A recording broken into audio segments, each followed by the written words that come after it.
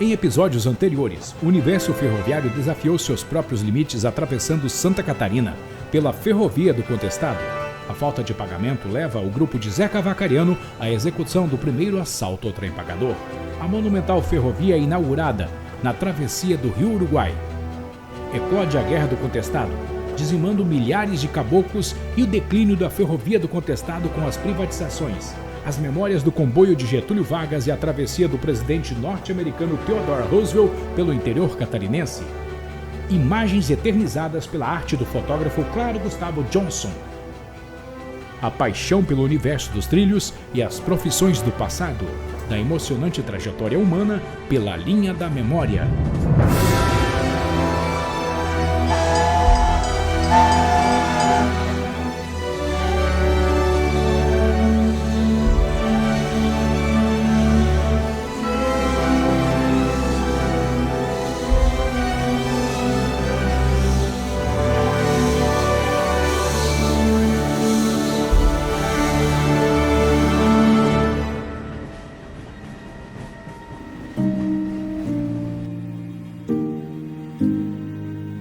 Na Vila Perdizes de 1936, atual cidade de Videira, um jovem apaixonado embalava sonhos toda vez que pegava o trem rumo à cidade gaúcha de Marcelino Ramos para visitar a noiva. Uma outra figura importante da história do oeste de Santa Catarina, e meio oeste, né, nesse caso, foi Saul Brandalize. Ele foi um dos fundadores da empresa Perdigão, do frigorífico Perdigão, né, que iniciou na década de 30, né. O Saul Brandalize, né, na década de 40 assumiu então o controle da empresa, foi incorporando outros pequenos negócios, né, a essa empresa. E na década de 40, então, passou a se chamar Perdigão, né, em homenagem às aves que era comum naquela região, tanto é que o símbolo da empresa era justamente duas aves. O Saul Brandalize namorou, né, e se casou com uma moça de Marcelino Ramos, então ele utilizava com frequência o trem, né, até a cidade de Marcelino Ramos, né? Uma pessoa que transitou muito por esses trilhos, além do frigorífico, né, depois utilizar como meio de transporte das cargas, né, e das mercadorias do frigorífico Perdigão.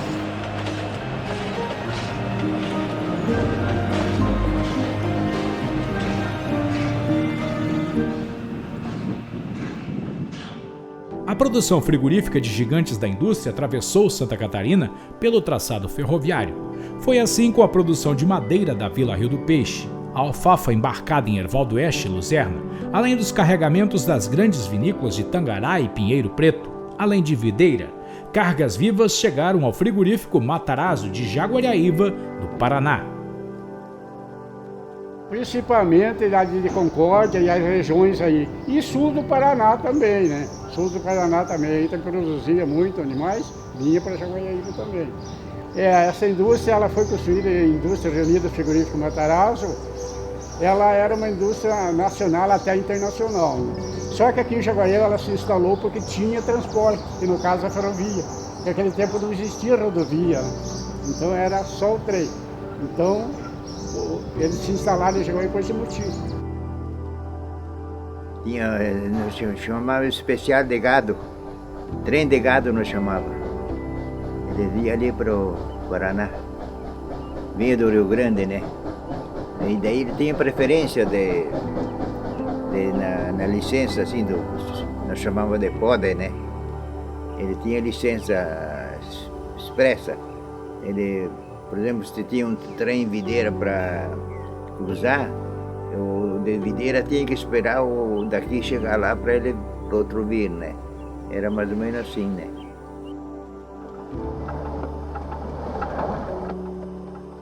Tragédias e acidentes também fazem parte da trajetória memorável da Ferrovia do Contestado ao longo de mais de 10 décadas de histórias pelos trilhos do interior catarinense.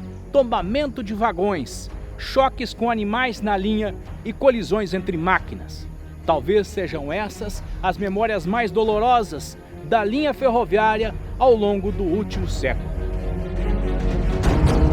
Ele aconteceu numa romaria de Nossa Senhora da Salete, cujos meus parentes, pelo lado materno, eram 2 primos da minha mãe, saíram da comunidade de Linha Bonita, no Ouro, interior do Ouro, atravessaram o Rio do Peixe em Avaí, tomaram o trem, e eles saíram, 2 primos, para ir para Marcelino Ramos nessa romaria, e na comunidade de Volta Grande aconteceu o acidente, cujos 2 acabaram perdendo a vida. Então, para as famílias REC de Ouro e de Capinzal, foi muito triste aquele episódio. Saíram para ir para uma finalidade de oração, de promessa, e acabaram perdendo a vida.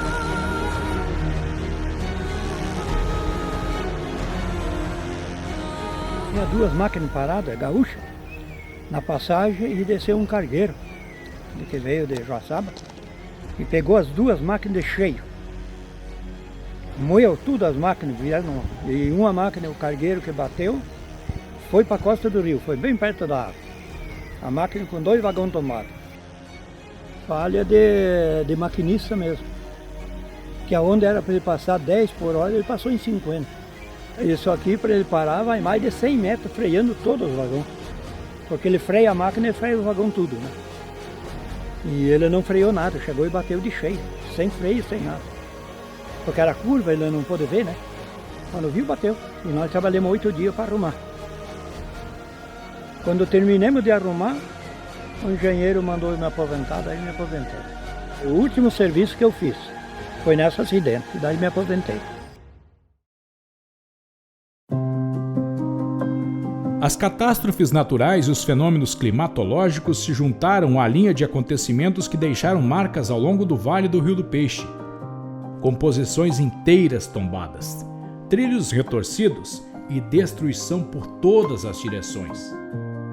As cheias de 1983 entraram para a história como uma das maiores enchentes do sul do Brasil.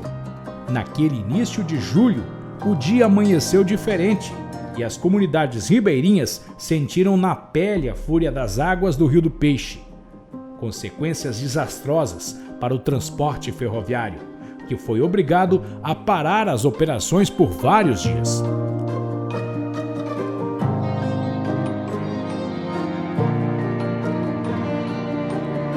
Na enchente de 83, ela ficou 110 dias totalmente desabitada, sem tráfego algum de trem.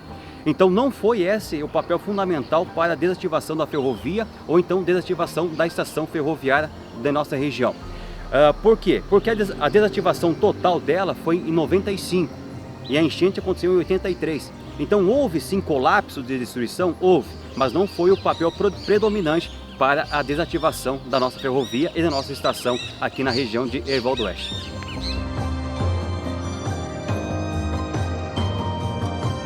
Milhares de desabrigados e dezenas de mortes e um rastro assustador de destruição e prejuízos sem precedentes, que dificilmente será esquecido por quem viveu o período mais desolador da biografia do Vale. O grande marco da nossa vida foi a enchente de 1983. O que nós éramos antes e o que nós fomos depois, né? Nós morávamos ali, de frente à estação, né? A casa nossa era ali, porque o pai era agente de estação e tinha que estar em contato direto, né? E aí em 83, e aqui tinha uma série, né? Centenas de casas também. E a enchente, ela foi um evento muito rápido, né? Foi uma tragédia que nós perdemos tudo. A nossa casa, ela levantou inteirinha e ela chocou com a Ponte Pêncio, que nós temos um pouco para frente ali, e estourou. Na boca da tarde, o rio começou a encher. E a gente foi ali na volta do rio, para lá da Sadia, aquele rio subia. Tinha até cobra aqui escapando do rio. E já começava a descer pedaços da ponte de Uruguai. O povo aqui da vila, num desespero total, carregando suas mudanças debaixo d'água. E aí, como o evento foi muito rápido, né, e foi uma tragédia, nós não conseguimos tirar as coisas que estavam todas depositadas na estação de ferro, todas guardadas ali. E aí a enchente veio, subiu muito rápido o rio e nós perdemos tudo. Nós ficamos só com a roupa que nós tínhamos no corpo, né? Um carro que deu, uma Brasília na época, né, que deu para tirar, e o cachorro. Famílias mudando, arrumando trouxas, num desespero. Uns carregavam assim, já com água por aqui, a sua mala de documentos que não queriam que se perdesse, carregavam assim. A situação muito desoladora foi isso. A enchente destruiu totalmente a nossa ponte Emílio Balgart, que foi um marco da engenharia mundial na época de 1930. Ou seja, além dela destruir toda a nossa malha, comprometer a nossa malha ferroviária, ela também comprometeu a estrutura e demoliu a ponte Emílio Balgart.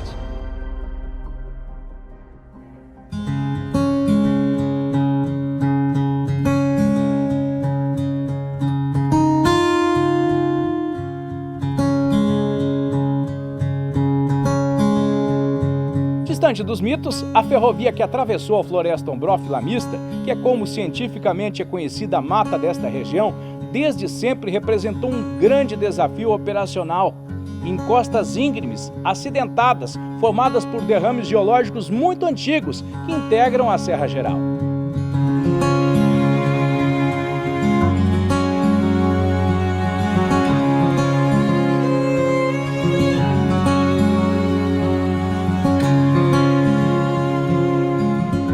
Verdadeiro espetáculo aos olhos dos viajantes, que em cada trecho da sinuosidade da ferrovia surpreendia ainda mais.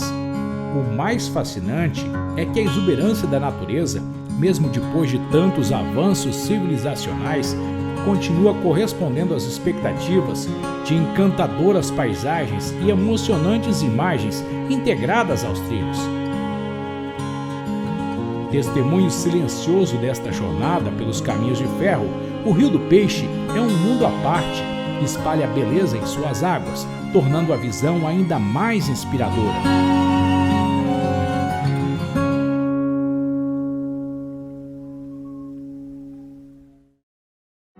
Sem trens em circulação, a natureza vai aos poucos recompondo espaços que já lhe pertenceram. A vegetação avança silenciosamente sobre os trilhos, reconquistando território. E em muitos pontos a impressão que se tem é de que os trilhos lentamente são incorporados à própria terra. Um inimaginável fim para um dos mais audaciosos empreendimentos ferroviários do país, que dia após dia demonstra estar mais próximo da extinção absoluta. Um negócio desse é que trazia um futuro para o país, deixar abandonado do jeito que está, né? Para nós foi uma tristeza muito grande, sabe?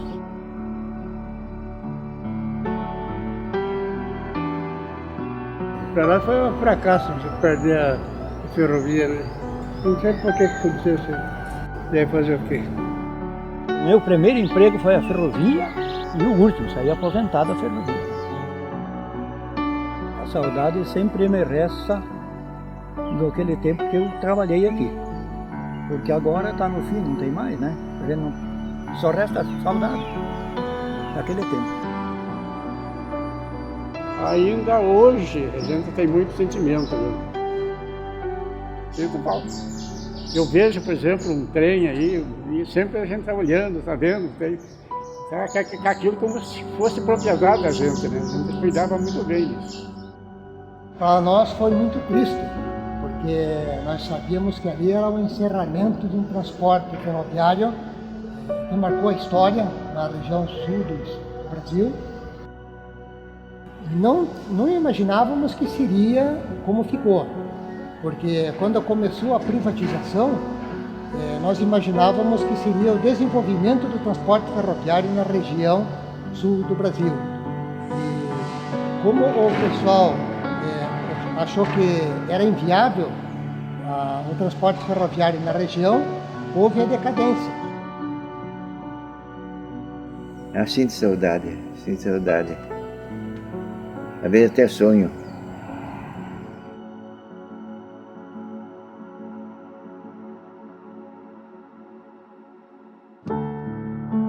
Eu no momento não acreditei que ia parar. Foi um momento triste, porque a gente fez tanto pelo zelo dela, né? E de repente parou realmente parou e até hoje ninguém mais tomou providência em reativar, né, na verdade. Aqui é onde eu resido há 33 anos já, nessa casa. É onde eu fui funcionário da empresa Rede Ferroviária Federal, SA, e me aposentei nos anos 96 e é onde eu continuo residindo até hoje. Nessa peça aqui era a sala de espera, onde o pessoal aguardava a chegada do trem, essa peça aqui. Aqui tinha uma divisória, né? Essa porta que dava acesso para essa sala de espera. Aqui do lado tinha bilheteria, onde o agente da estação vendia passagem para os passageiros, nessa sala aqui. Essa sala aqui também era a sala do agente de estação. Aqui nessa outra sala aqui era onde tinha o telegrafista. Essa sala. Aquele cano que desce ali, que tem aquela tábua com a parte de fios pendurada, onde descia a fiação que dava comunicação, né, pro agente que trabalhava aqui. Então ele tinha a sala de comunicação, era aqui, onde ele tinha a hora oficial e todo o movimento da estrada de ferro, o agente colhia ali naquela sala. Este assoalho é o legítimo ainda da construção. Aqui nessa sala onde tem o banheiro hoje, não era banheiro, era tipo uma despensa, uma cozinha onde eles tinham fogão para esquentar água para o café, para o chimarrão, para o pessoal que trabalhava aqui na época. Essa sala aqui era o quarto do agente, onde ele dormia quando estava aguardando a chegada dos trens de passageiro. Tinha o trem o internacional, tinha o direto, o misto. Então aqui é onde o agente pernoitava no intervalo de serviço. Tenho o prazer de morar na estação, onde eu fui funcionário também da empresa. Pauta de diversos debates ao longo das últimas décadas, o futuro do trecho catarinense da ferrovia São Paulo-Rio Grande ainda é incerto. Recentemente, uma proposta passou a chamar a atenção das cidades ligadas pelos trilhos do contestado. A ideia é o seguinte, a gente fazer essa ciclovia iniciando em Marcelino Ramos, indo até Porto União. Cortará mais de 30 municípios e serão aproximadamente 300 quilômetros. Em alguns lugares, colocando a ferrovia com passeios turísticos de Maria Fumaça. Em outros lugares, a ciclovia, unindo as cidades, trazendo desenvolvimento e contando essa história, onde todo mundo vai ter oportunidade de caminhar, conhecer tudo o que foi feito. Seria um grande parque linear, um dos maiores do Brasil e do mundo, com mais de 300 quilômetros, contando história, trazendo educação, trazendo desenvolvimento, fazendo a parte turística. Eu acho isso fantástico, é um sonho que a gente busca há muito tempo, só que é um sonho que está difícil de realizar porque as forças políticas ainda não conseguem ter um entendimento de qual é a melhor opção para isso. Precisava sentar, o problema é que os governos mudam de 2 em 2 anos, e em 2 anos o projeto não está conseguindo avançar. Nós precisamos muito, muito mesmo que a gente volte a ter esse diálogo e que, com base nas decisões governamentais, a gente possa fazer essa intervenção e que eles nos apoiem para nós fazer o mais breve possível isso, porque é uma história que está deixando de ser contada.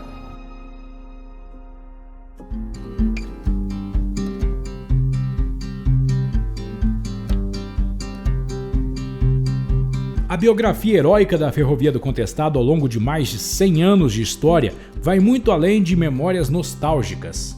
O rico legado oferecido à humanidade e futuras gerações regionais se perpetua como dádiva com o passar dos anos, se espalhando por uma vasta região além fronteira das margens do Rio do Peixe edificando diversas cidades, impulsionando o crescimento da civilização, que na atualidade chega a mais de 1 milhão de habitantes. Sedes de antigas colônias impulsionadas por pequenas vilas ferroviárias, como a de São João, que se tornou Matos Costa. Calmon virou município e Rio Caçador se tornou a maior cidade do Alto Vale. A estação Campos Novos foi renomeada como Rio das Antas e se tornou município. A Gare de Rio das Pedras, que mais tarde se chamou Perdizes, originou a bela videira. Com a parada de Pinheiro Preto não foi diferente e atualmente o local é reverenciado como a capital catarinense do vinho. Restaurada, a plataforma de Rio Bonito mudou de nome, mas continua um imponente marco do desenvolvimento da cidade de Tangará. A parada de Barra São Bento testemunhou o surgimento de Ibicaré e o desembarque dos colonizadores austríacos que fundaram Três Itilhas. De Bom Retiro nasceu Luzerna e da Estação Herval originaram-se as cidades de Herval do Oeste e Joaçaba. Barra Fria originou Lacerdópolis, na margem direita do rio. A parada de Rio Capinzal fez surgir as cidades sectárias de Capinzal e Ouro. O mesmo aconteceu com a estação Rio do Peixe, que fez surgir Piratuba, e mais tarde a co-irmã Ipira, a cidade que inspira.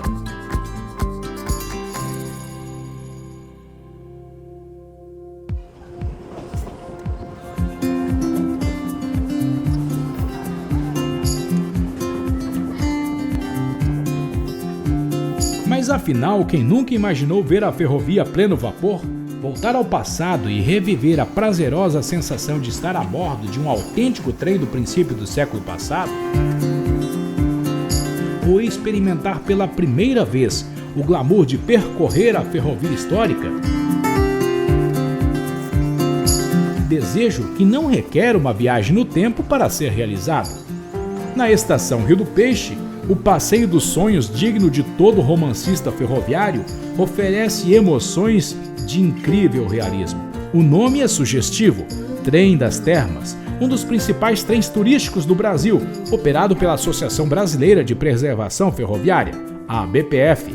A atração, em operação desde 2003 em Piratuba, recebe visitantes aos fins de semana e em datas comemorativas.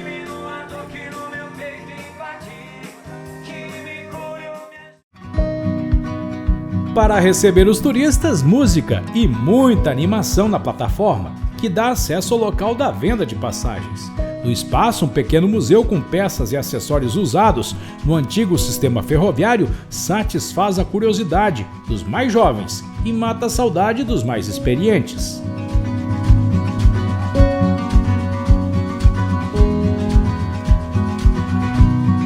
Para tornar a experiência ainda mais realista, os passageiros do trem de saudades são atendidos por funcionários caracterizados com o uniforme da época. Após o embarque, o toque do sino da velha estação alerta para o início da jornada.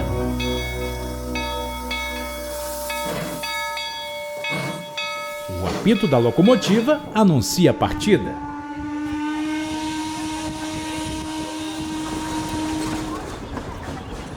Lentamente, a composição desloca-se pelos trilhos, como uma majestosa relíquia da história.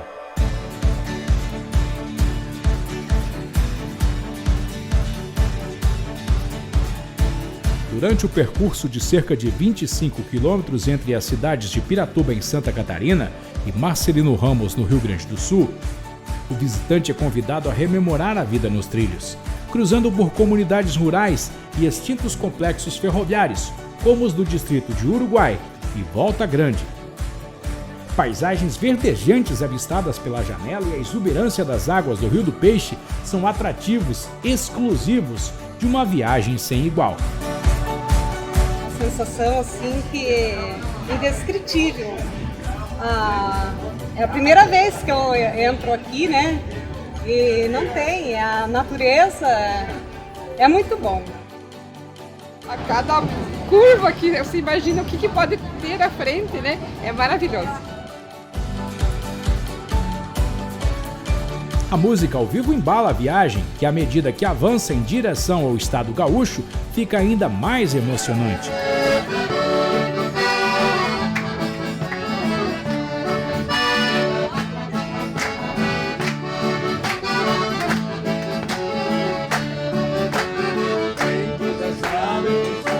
É uma história que os avós a gente contava, os pais a gente contavam, né? E hoje a gente está vivendo isso, né? Isso aqui é uma volta ao passado, né? A gente vê que isso aqui foi um meio de desbravar a região, né? Trazer a colonização lá do Rio Grande para o Rio Oeste, né? Principalmente. Né? Então acho que é viver esse tipo de aventura, de uma epopeia, por assim dizer, dos antigos, né? Dos nossos avós. Uma sensação assim de história, né? De voltar na nossa história, de saber como os nossos avós, bisavós se locomoviam para ir na casa dos parentes. É muito legal, muito gostoso mesmo. É única, né? É a segunda vez já que eu estou no trem. É muito legal, eu gosto. Minha família é do Rio Grande, a origem do trem, né? Veio pra cá com o próprio trem. Muito bem legal. É muito bonito ver a paisagem. Eu nunca, na verdade, andei de trem. Sempre via passar desde pequeno. E hoje está se concretizando, né? A aproximação do destino final, com a passagem sobre o Rio Uruguai pela ponte metálica que liga Santa Catarina ao Rio Grande do Sul, é um dos momentos mais importantes da viagem. Após a parada na estação Marcelino Ramos, ao fim do dia, é hora de tomar assento e retornar ao ponto de partida. A volta é o momento de conjugar sensações, na certeza de que a vida, a bordo de um trem, tem ainda mais valor. Aqui desse vagão o mundo é mais bonito. Vejo um menino abraçado ao avô. Ouve-se um apito, já é Marcelino. Estação do Rio do Peixe, a máquina parou. Vou desembarcar pra tomar um café. Enquanto o trem não sai na estação, espero. Daqui a pouco vou seguir minha viagem nesse memorável trem de ferro. Essa estrada é longa, o tempo não passa. Ouvindo o trem, sentindo o cheiro da fumaça. E quando escuto o apito, vou relembrando. E sem querer às vezes me pego chorando.